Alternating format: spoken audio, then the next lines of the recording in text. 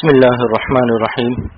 حکیم الامت مجدد الملت حضرت مولانا شاہ اشرف علی صاحب تھانوی رحمۃ اللہ علیہ کی کتاب حیات المسلمین سے روح 13 پڑھ کے سناتا ہوں.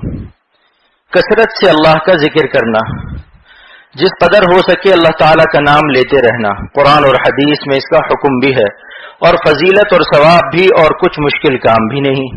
تو ایسے آسان کام میں بے پرواہی یا سستی کر کے حکم کے خلاف کرنا اور اتنا بڑا ثواب کھو کر اپنا نقصان کرنا کیسی بے جا اور بری بات ہے. پھر اللہ تعالیٰ کا نام لیتے رہنے میں نہ کسی گنتی کی قید ہے اور نہ وقت کی اور نہ تصویر رکھنے کی، نہ پکار کر پڑھنے کی، نہ وضو کی، نہ قبلے کی طرف منہ کرنے کی، نہ کسی خاص جگہ کی، نہ ایک جگہ بیٹھنے کی. ہر طرح سے آزادی اور اختیار ہے. پھر کیا مشکل ہے؟ البتہ اگر کوئی اپنی خوشی سے تسبیح پر پڑھنا چاہے، خواہ گنتی یاد رکھنے کے لیے یا اس لیے کہ تسبیح ہاتھ میں ہونے سے پڑھنے کا خیال آ جاتا ہے، خالی ہاتھ کرنے میں یاد نہیں رہتا، تو اس مصلحت کے لیے تسبیح رکھنا بھی جائز ہے. بلکہ بہتر ہے کہ اس کا خیال نہ کرے کہ تسبیح رکھنے سے دکھلاوا ہو جائے گا.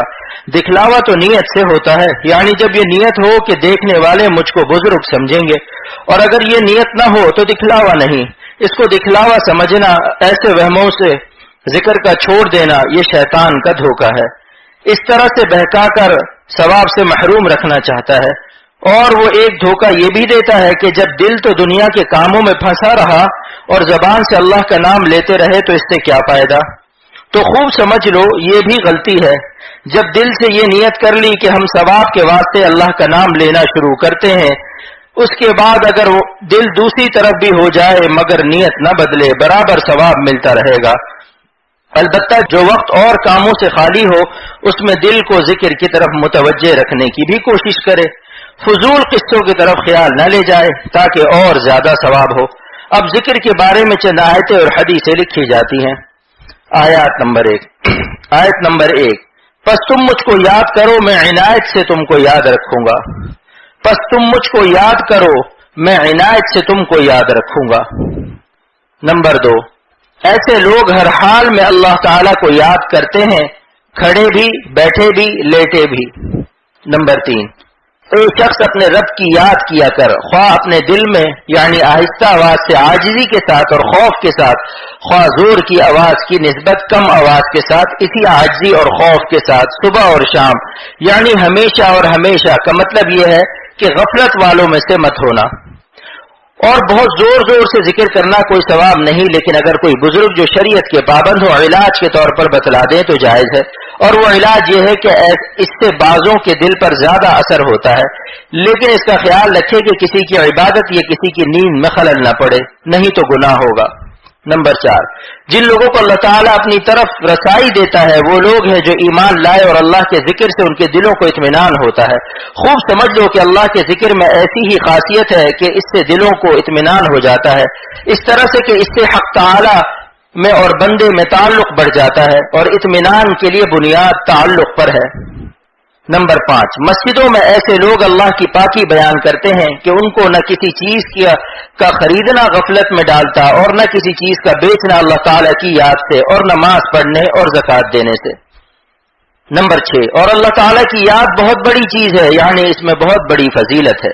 نمبر 7، اے ایمان والو تم اللہ کو بہت کثرت سے یاد کیا کرو. نمبر 8، اے ایمان والو تم کو تمہارے مال اور اولاد اللہ کی یاد سے غافل نہ کرنے پاویں. نمبر 9، اور اپنے رب کا نام لیتے رہو، سب سے الگ ہو کر اسی کے ہو جاؤ. الگ ہونے کا مطلب یہ ہے کہ خدا تعالیٰ کا تعلق دوسرے سارے تعلقات پر غالب رہے. نمبر 10، مراد کو پہنچنا، جو شخص برے عقیدوں اور برے اخلاق سے پاک ہو گیا وہ اپنے رب کا نام لیتا رہا اور نماز پڑھتا رہا. اب آگے احادیث ذکر کی جاتی ہیں. حدیث نمبر 1، حضرت ابو ہریرہ رضی اللہ عنہ اور حضرت ابو سعید رضی اللہ عنہ سے روایت ہے کہ رسول اللہ صلی اللہ علیہ وسلم نے فرمایا، جو لوگ اللہ تعالیٰ کا ذکر کرنے کے لیے بیٹھے ان کو فرشتے گھیر لیتے ہیں اور ان پر خدا کی رحمت چھا جاتی ہے اور ان پر چین کی کیفیت اترتی ہے، یعنی ان کے قلب کو اطمینان رہتا ہے.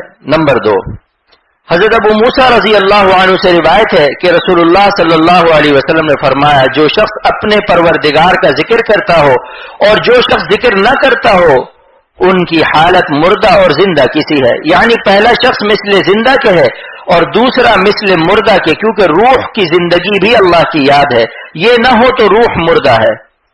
نمبر 3، حضرت ابو ہریرہ رضی اللہ عنہ سے روایت ہے کہ رسول اللہ صلی اللہ علیہ وسلم نے فرمایا کہ اللہ تعالیٰ فرماتا ہے کہ میں اپنے بندے کے ساتھ ہوں، جب وہ میرا ذکر کرتا ہے تو پھر وہ اگر اپنے جی میں میرا ذکر کرے تو میں اپنے جی میں اس کا ذکر کرتا ہوں، اگر وہ مجمع میں میرا ذکر کرے تو میں اس کا ذکر ایسے مجمع میں کرتا ہوں جو اس مجمع سے بہتر ہوتا ہے، یعنی فرشتوں اور پیغمبروں کے مجمع میں۔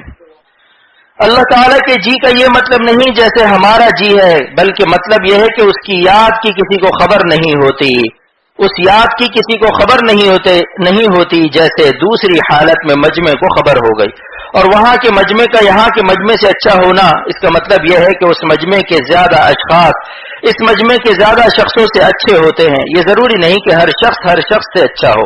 اگر دنیا میں کوئی مجمع ذکر ایسا ہو جس میں رسول اللہ صلی اللہ علیہ وسلم تشریف رکھتے ہوں، جیسے آپ صلی اللہ علیہ وسلم کے زمانے میں تھا، تو کسی فرشتے یا پیغمبر کا حضور صلی اللہ علیہ وسلم سے افضل ہونا لازم نہ ہوگا۔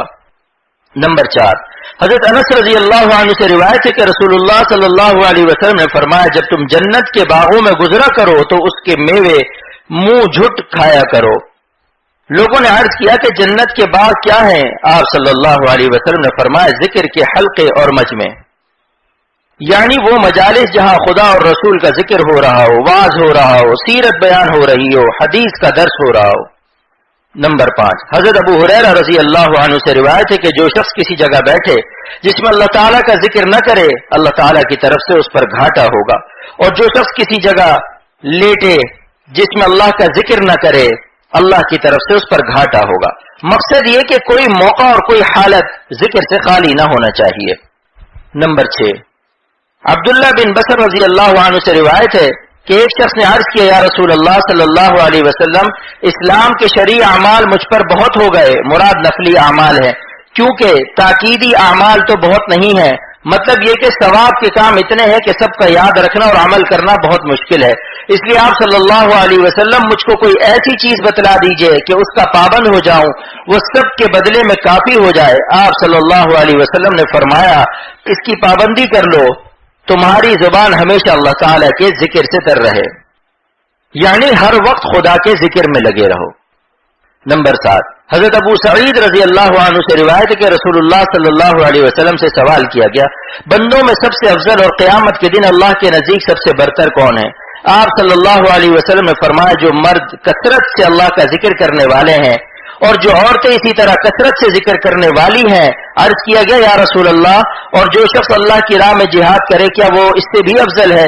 آپ صلی اللہ علیہ وسلم نے فرمایا اگر کوئی شخص کفار اور مشرکین میں اس قدر تلوار مارے کہ تلوار بھی ٹوٹ جائے اور یہ شخص بھی تمام خون میں اپنے زخموں سے رنگین ہو جائے، اللہ کا ذکر کرنے والا درجے میں اس سے بھی افضل ہے۔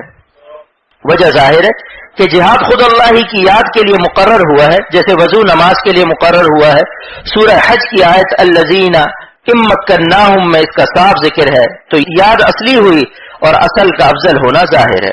نمبر 8، حضرت عبداللہ ابن عمر رضی اللہ عنہما پیغمبر خدا صلی اللہ علیہ وسلم سے روایت کرتے ہیں، آپ صلی اللہ علیہ وسلم فرماتے ہیں کہ ہر شے کی ایک قلعی ہے اور دلوں کی قلعی اللہ تعالیٰ کا ذکر ہے۔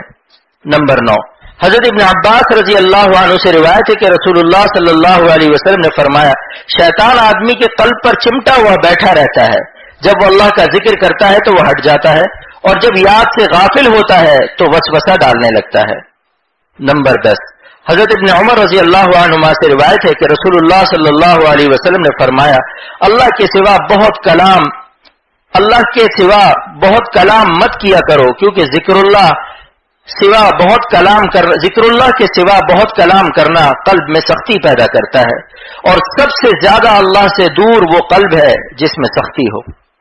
اخیر کی 3 حدیثوں کا مجموعی حاصل یہ ہے کہ اصل صفائی اچھے عملوں سے ہوتی ہے اور اصل سختی برے عملوں سے، اور دونوں عملوں کی جڑ قلب کا ارادہ ہے اور ارادے کی جڑ خیال۔ پس جب ذکر میں کمی ہوتی ہے تو شیطان برے برے خیال قلب میں پیدا کرتا ہے، جس سے برے برے ارادوں کی نوبت آ جاتی ہے اور نیک ارادوں کی ہمت نہیں رہتی، پس نیک کام نہیں ہوتے اور برے ہونے لگتے ہیں۔ جب ذکر کی کثرت ہوتی ہے تو برے خیال قلب میں پیدا نہیں ہوتے، بس برا ارادہ بھی نہیں ہوتا اور گناہ بھی نہیں ہوتے، اور نیک کاموں کا ارادہ اور نیک کام ہوتے رہتے ہیں۔ اس طرح سے صفائی روشنی قلب میں پیدا ہو جاتی ہے، مگر یہ باتیں خود بخود نہیں پیدا ہوتی، کرنے سے ہوتی ہیں۔ اگر کوئی خالی ذکر کیا کرے اور نیک کاموں کے کرنے کا اور برے کاموں سے بچنے کا ارادہ اور ہمت نہ کرے، وہ دھوکے میں ہے، یہاں تک کہ حدیث مشکات میں ہے۔ نمبر 11، حضرت ابو سعید خدری رضی اللہ عنہ سے روایت ہے کہ رسول اللہ صلی اللہ علیہ وسلم نے فرمایا، بہت لوگ دنیا میں نرم نرم بستروں پر اللہ کا ذکر کرتے ہوں گے، اللہ تعالیٰ ان کو اونچے اونچے درجوں میں داخل فرمائے گا۔ یعنی کوئی یوں نہ سمجھے کہ جب تک امیری سامان کو نہ چھوڑے ذکر اللہ سے نفع نہیں ہوتا۔